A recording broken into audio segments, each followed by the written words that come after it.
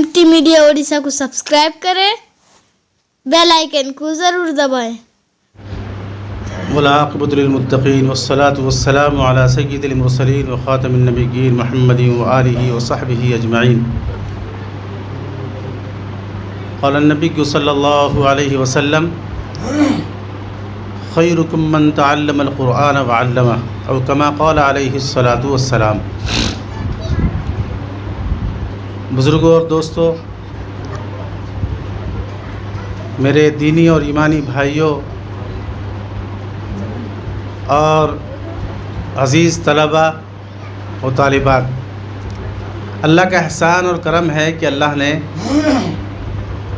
हमको दीन की निस्बत से, कुरान की निस्बत से यहाँ जमा होने की तौफ़ीक़ अता फ़रमाई। बुज़ुर्गों और दोस्तों, ये मकतब नेमतुल इस्लाम जिसमें हम सब यहाँ हाज़िर हैं, यहाँ हमारी नस्लों की तरबियत हो रही है।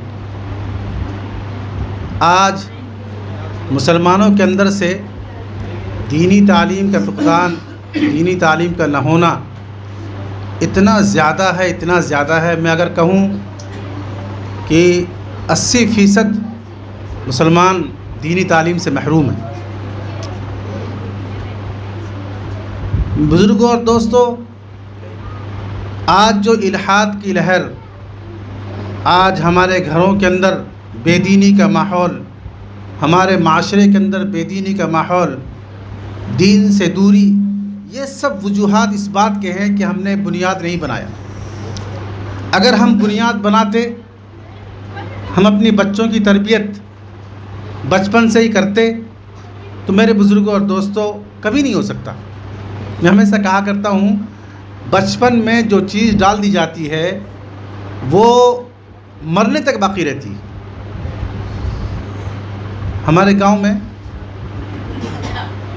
एक साहब हैं, दुनियावी तालीम में अच्छे तालीम याफ्ता।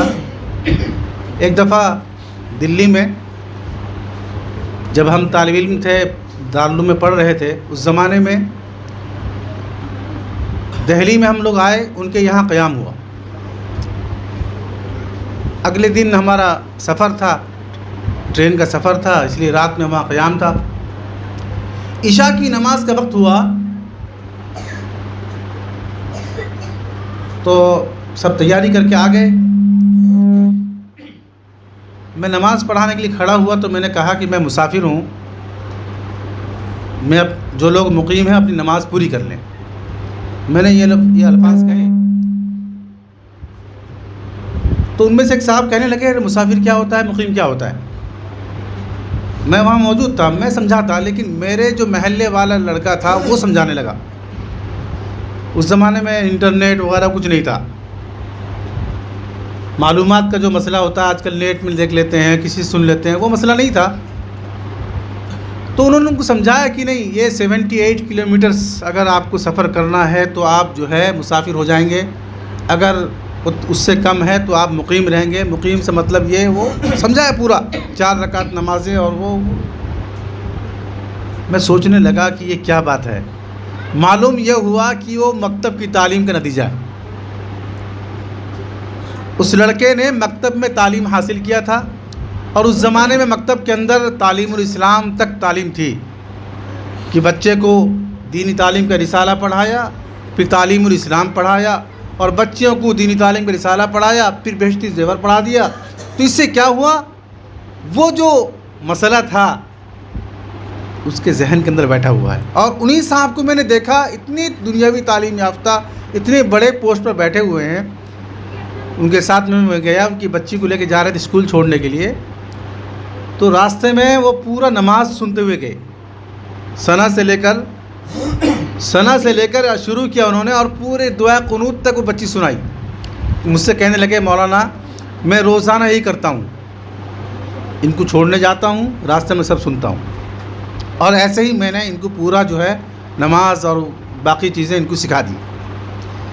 मेरे भाइयों, ये मकातिब दीनिया मदारिस इस्लामिया, ये जो है रीढ़ की हड्डी हैं हमारी। ये बाकी जब तक हैं हम बाकी हैं। मौलाना सलमान साहब बिजनौरी दामद बरकातुहू मेरे उस्ताद मोहतरम, فرماتے ہیں کہ حج کے موسم میں ایک فلسطینی بزرگ کا ملاقات ہوئی ہم سے. ملاقات کے دوران جب آپ نے بتایا کہ میں دیوبند سے ہوں، دارالعلوم دیوبند سے ہوں، فرمانے لگے مجھے جو ہے بالکل گلے لگا کر رونے لگے، بے تحاشا رونے لگے. کہنے لگے آپ لوگوں نے ہندوستان کے مسلمانوں پر احسان کر دیا ہے. آپ لوگوں نے، دارالعلوم دیوبند نے ہندوستان کے مسلمانوں پر احسان کر دیا ہے کہ مدارس کا اور مکاتب کا جال جو ہے گاؤں گاؤں پھیلا دیا ہے، جس کی وجہ سے جو ہے آج الحمدللہ ہندوستان کے اندر علم دین اسلام جو ہے زندہ ہے. اور ہمارے یہاں چونکہ مکاتب اور مدارس کا کوئی نظام نہیں ہے، اس لیے ہم پریشان ہیں. بخارا، سمرقند، یہ سب وہ جگہ ہیں جہاں گھر گھر میں حافظ حدیث، گھر گھر میں حافظ قرآن، حافظ حدیث، ہر گھر کے اندر. کوئی گھر آپ کو بخارا کے اندر ایسا نہیں ملے گا جہاں کوئی حافظ حدیث نہ ہو، حافظ قرآن نہ ہو. لیکن ایک زمانہ ایسا آیا کہ لوگ قرآن کی نسخوں کے لیے ترس گئے، قرآن دیکھنے کو ترس گئے. قرآن ایسی تعلیم ہوتی کہ لوگ جو ہے قبریں کھود کھود کر اور وہاں جو ہے قبرستان میں جو ہے بچوں کو جو ہے قرآن پڑھایا کرتے تھے، تہخانوں کے اندر. میرے بھائیو، بزرگوں، دوستو، اللہ کا بڑا احسان ہے، بڑا کرم ہے کہ اللہ نے ہم سبوں کو، ہم مسلمانوں کو یہ نعمت عطا کیا ہے کہ اللہ الحمدللہ آزادی کے ساتھ، سہولت کے ساتھ ہمارے محلوں میں بستیوں میں یہ نظام قائم ہے. اب ہم کو یہ کرنا ہے ہمارا کوئی بچہ ایسا نہ رہ جائے جو مکتب جانے سے بچ جائے یا مکتب سے باقی رہ جائے. بعض لوگ کہتے ہیں ارے اس کا تو اسکول ہے، فلاں ہے. میرے بھائی، اسی اعتبار سے ٹائم بھی سیٹ کرو، وقت سیٹ کرو.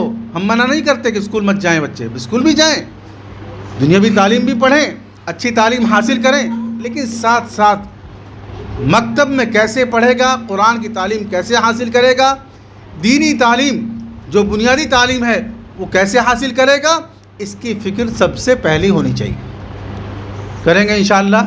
اللہ تعالی ہم سبوں کو، ہمارے بچوں کو، سب کو دین پر چلنا آسان فرما دے، علم دین حاصل کرنے کا شوق اور ذوق عطا فرمائے. جو حضرات اس مکتب کا تعاون کر رہے ہیں، اللہ تعالیٰ ان کو جو ہے دونوں جہان کے اندر بہتر سے بہتر بدلہ عطا فرمائے. اور ساتھ ہی ساتھ جو لوگ اس کام کو چلا رہے ہیں، اللہ تعالیٰ ان کو بھی بہتر سے بہتر بدلہ عطا فرمائے. وآخر دعوانا الحمدللہ رب العالمین. اگر ویڈیو اچھی لگی تو لائک کریں اور تمام دوستوں کو شیئر کریں. شکریہ.